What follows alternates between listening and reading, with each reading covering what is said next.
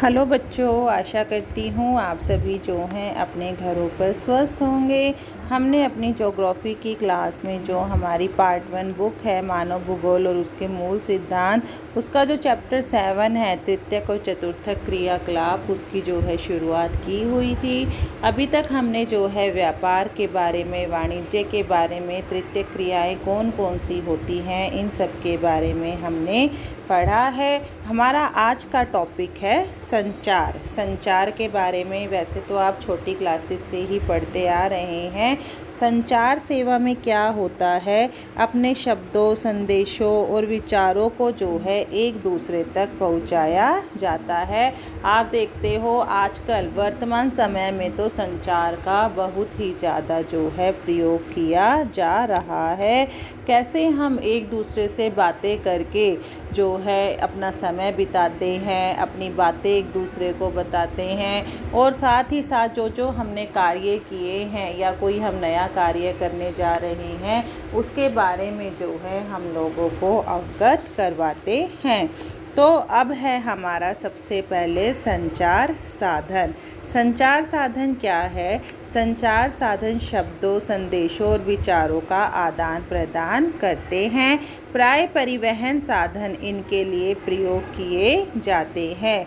ये सूचनाएं मनुष्य, जानवर, सड़क, रेल मार्ग द्वारा ली जाती हैं। संचार किसी भी माध्यम से हो सकता है। जहाँ पर परिवहन साधन कुशल है वहाँ पर संचार का प्रसारण आसान हो जाता है। रेलें हैं, सड़कें हैं, वायुयान हैं, मोबाइल, दूरभाष सबसे तेज साधन हैं जो कि संचार को गति प्रदान करते हैं। मतलब संचार जहाँ पर परिवहन विकसित होता है वहाँ पर संचार भी जो है आसानी से विकसित हो जाता है।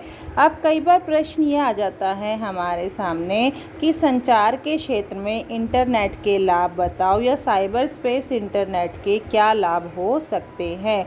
आपको पता ही है वर्तमान समय में जो है इंटरनेट का दिन प्रतिदिन प्रयोग बढ़ता जा रहा है। लोगों को ऐसा लगता है कि बिना इंटरनेट के सभी कार्य संभव नहीं है। अगर एक दिन के लिए भी हमारा इंटरनेट बंद हो जाता है तो अभी सभी कार्य रुक जाते हैं, क्योंकि आजकल जो है ऑनलाइन का ज़माना है।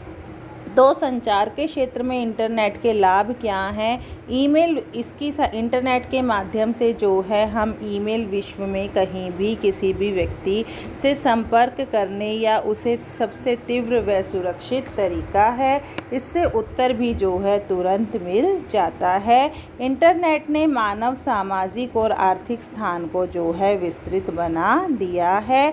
इंटरनेट की प्रसिद्धि एक्सेस प्रणाली किसी भी व्यक्ति को साइबर स्पेस में ले जाती है, जो एक दफ्तर, नाव या कहीं भी विद्यमान हो सकता है। मतलब कि दिन प्रतिदिन जो है इंटरनेट का प्रयोग बढ़ता जा रहा है, और इंटरनेट के प्रयोग के माध्यम से ही जो है हम अपने दैनिक जीवन के कार्यों को शीघ्र अतिशीघ्र और आसानी से कर पाते हैं। अब कई बार क्या होता है कि संचार साधनों द्वारा किन तत्वों का प्रेषण होता है। तो संचार सेवाओं में जो है शब्दों का, संदेशों का, इन सब बातों का, विचारों का जो है संप्रेषण होता है। लेखन के आविष्कार ने जो है संदेशों को संरक्षित किया है, मतलब सुरक्षित किया है, क्योंकि लेखन भी जो है संचार को प्रकट करने का एक माध्यम है। संचार को परिवहन के साधनों पर निर्भर करने में सहायता की है। संचार जो है वास्तव में हाथ, पशुओं, नाव, सड़क, रेल, वायु द्वारा परिवहित होता है। यही कारण होता है कि परिवहन के सभी रूपों में संचार का पथ कहा जाता है। जहाँ परिवहन जाल तंत्र बिछा होता है, ये बात मैंने आपको पहले भी बताई थी कि जहाँ परिवहन का जाल तंत्र जितना ज़्यादा विकसित होगा, संचार का फैलाव भी उतना ही ज़्यादा सरल होता है। मोबाइल, दूरभाष, उपग्रह जैसे कुछ ऐसे विकासों ने संचार को परिवहन से मुक्त कर दिया है। पुराने तंत्रों के सस्ता होने के कारण जो है संचार के सभी रूपों से संबंध बनाते हुए वह जो है अभी तक पूर्ण रूप से समाप्त नहीं हुआ है। पूरे विश्व में आज भी डाक का निपटारा जो है डाकघरों के द्वारा किया जाता है।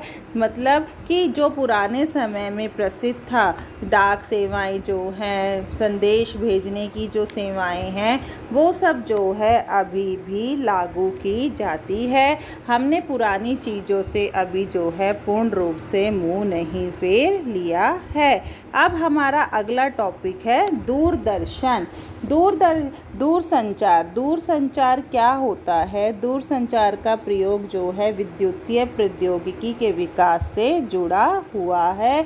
संदेशों के भेजे जाने की गति के कारण इसने संचार में भी जो है क्रांति ला दी है। मतलब दूर तक संचार करना समय सप्ताहों से मिनटों में घट गया है। जैसे पहले के समय में हमें अपना संदेश भेजने में जो है कई दिन लग जाते थे, कई हफ्ते लग जाते थे और काफ़ी समय जो है हमारा बेकार चला जाता था। परंतु दूरसंचार ने जो है इस दूरी को घटाकर कम कर दिया है। अब कुछ ही समय में जो है हम अपने संचार को आसानी से दूसरों तक पहुंचा पाते हैं। मोबाइल ने जो है संचार को प्रत्यक्ष व तत्काल बना दिया है। तार प्रेषण, आप देखते हो मोबाइल तार प्रेषण, मोर्स कोड, टेलेक्स अब लगभग भूतकाल की वस्तुएं बन गई हैं, जो कि ये पुराने समय में प्रयोग में लाई जाती थी। परंतु अब मोबाइल ने जो है, आप देखते हो प्रत्येक व्यक्ति जो है अब मोबाइल के माध्यम से दूर दूर तक अपने व्यापार को फैला रहा है और क्या है अपने लाभ को, अपने समय की जो है वो बचत कर पा रहा है। अब रेडियो और दूरदर्शन भी जो है संचार का ही एक माध्यम है। इन्हें जो है जनसंचार भी कहा जाता है। आपने अपनी 11वीं कक्षा में भी जो है थोड़ा बहुत जनसंचार के विषय में पढ़ा होगा।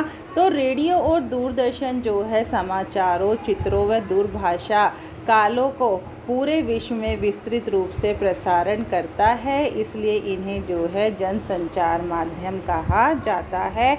मतलब जन जन तक जो है अपनी बातों को पहुंचाने के लिए हम जिन जिन चीज़ों का प्रयोग करते हैं वो जनसंचार माध्यम के अंतर्गत आते हैं।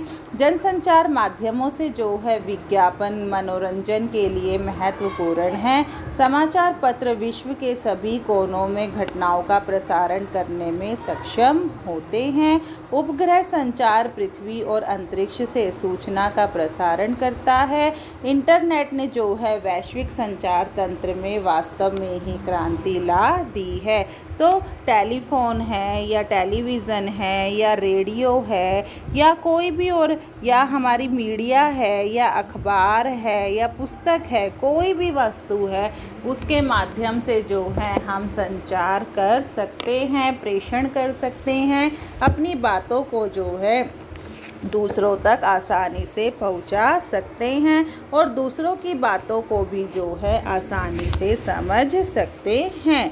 अब कई बार ये भी पूछ लिया जाता है कि विश्व में संचार के क्षेत्र में सबसे बड़ा इलेक्ट्रॉनिक तंत्र कौन सा है या उसके 4 लाभ वो कौन कौन से हैं। तो संचार के क्षेत्र में जो है सबसे बड़ा इलेक्ट्रॉनिक तंत्र इंटरनेट है, जो 100 से अधिक देशों में 100 करोड़ से अधिक लोगों को आपस में जोड़ता है। तो इलेक्ट्रॉनिक तंत्र सबसे बड़ा कौन सा है? इंटरनेट है। इसने विभिन्न देशों, अब इसके क्या लाभ है, मैंने आपको लाभ पहले भी बताया है।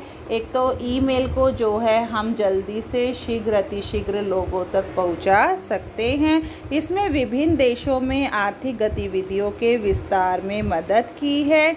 इसमें प्रत्येक उत्पाद और सेवा को सार्वभौमिक रूप से, मतलब एक सामान्य स्तर पर जो है पूरे देश में या प्रत्येक देश में विदित करने में मदद करी है। है। इसने किसी भी विषय में जानकारी इकट्ठा करने में जो है छात्रों की मदद करता है और इंटरनेट के माध्यम से व्यवसायों को भीड़ भाड़ वाले शहरी केंद्रों या दफ्तरों से दूर ले जाने में मदद करता है और इंटरनेट जो है संपर्क में बिना घर पर काम करने विश्व में किसी भी भाग में बैठकर अपना व्यापार करने में मदद की है।